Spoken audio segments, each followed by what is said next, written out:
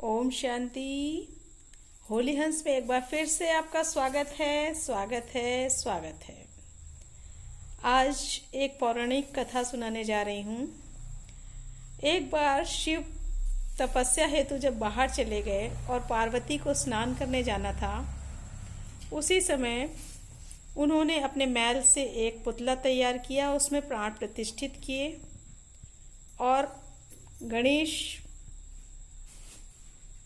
पुत्र को आज्ञा दी कि बच्चे यहाँ बैठो और किसी को भी भीतर ना आने देना। गणेश अपनी माँ की आज्ञा मानकर द्वार पे बैठ गए और माँ स्नान करने चली गईं। माता पार्वती के स्नान करने की अभी थोड़ी ही देर हुई थी, तभी जो शिव थे वो वापस आ गए। तपस्या अपनी पूरी करके वापस आए तो उन्होंने देखा द्वार पर एक बालक बैठा है। तो उन्होंने उससे कहा कि मुझे भीतर जाना है। तो बालक ने कहा, नहीं, आप अंदर नहीं जा सकते। शिव ने कहा, क्यों? नहीं, आप अंदर नहीं जा सकते, ये मेरी आज्ञा है। शिव भगवान को बहुत तेज क्रोध आने लगा। फिर भी उन्होंने अपने आप को संभालते हुए फिर से आज्ञा दी, बालक मेरे रास्ते से हट जाओ। लेकिन गणेश जी अपने रास्ते से नहीं हटे और द्वार पे दोनों हाथ रख के खड़े हो गए। शिव भगवान का क्रोध बढ़ता चला गया और उन्होंने फरसे से उनके हाथ में फरसा था और उससे उनका सर धड़ कर अलग कर दिया और अंदर भीतर आ गए।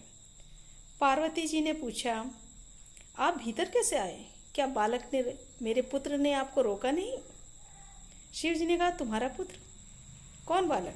वो जो द्वार पर बैठा था, वो मेरा बालक। तो शिव ने कहा, मैंने तो उसका सर से धड़ अलग कर दिया क्योंकि वो मुझे भीतर प्रवेश करने नहीं दे रहा था। तो पार्वती बहुत ज़्यादा दुखी हो गई और रोने लगी। अरे वो तो मेरा ही पुत्र था, मैंने ही उसे द्वार पर बैठाया था और किसी को अंदर आने की आज्ञा नहीं दी थी। आपने उसका सर धड़ से अलग करके बहुत बुरा किया। अब मुझे वापस वही पुत्र चाहिए। तो जब शिव को असलियत पता चली तो उन्हें बहुत दुख हुआ। उन्होंने कहा, ठीक है पार्वती, कल सुबह प्रातः जो सबसे पहले प्राणी मिलेगा उसका सर तुम्हारे पुत्र के सर पर लगेगा। और अपने गणों को आज्ञा दी कि जाओ और सुबह प्रातः होते ही जो सबसे पहला प्राणी मिले उसे मेरे पास लेके आओ।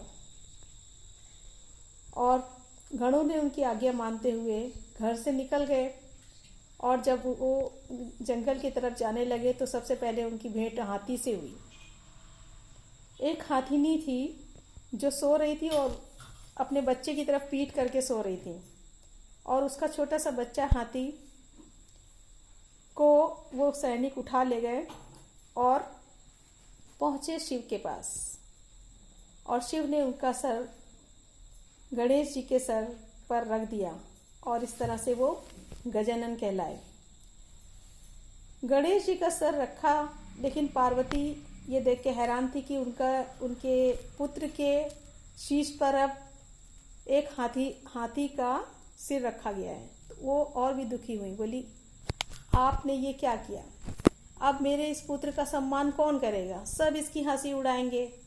और इस तरह से और भी दुखी होने लगी। लेकिन शिव ने कहा, पार्वती, तुम्हारा ये पुत्र विश्व में सर्वप्रथम पूजनीय बनेगा और सबसे पहले तुम्हारे पुत्र गणेश की पूजा होगी, फिर दूसरी पूजाएं होंगी। तुम्हारे पुत्र के पूजा के बिना कोई भी पूजा संपन्न नहीं होगी। इस तरह से उनको वरदान दिया। और इसीलिए भक्ति में सबसे पहले गणेश जी की पूजा होती है, उसके बाद ही पूरी इस पूजा को सफल माना जाता है। तो ये थी कहानी पौराणिक। लेकिन देखा जाए तो शिव भगवान जो कि तपस्या करके आ रहे हैं, उनके क्रोध को देखकर नहीं लगता है कि वो एक तपस्वी हैं या फिर उसमें ये बात गलत कही गई है।